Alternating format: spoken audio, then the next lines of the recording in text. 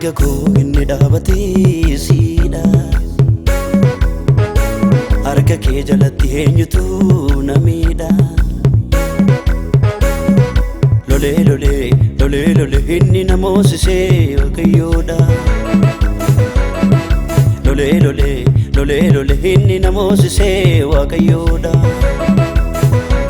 Kan gara koo goree siidha, kan gara koo goree, kan gara koo goree siidha, kan gara koo goree, kan gara koo goree siidha, kan gara koo goree, kan gara koo goree siidha, kan gara koo goree.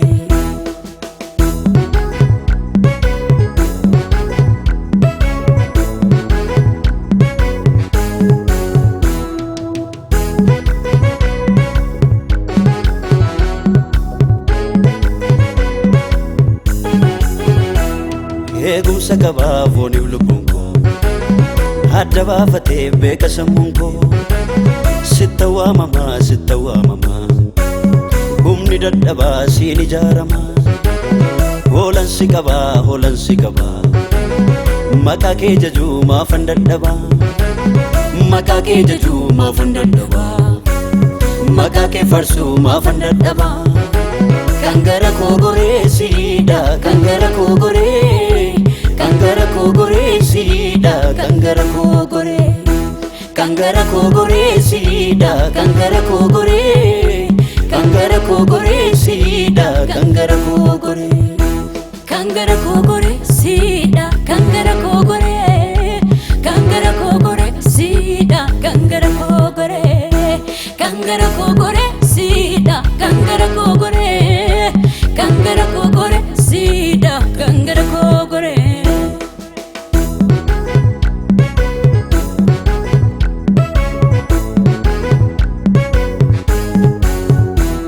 Sodaa barootaan qabu keessi koo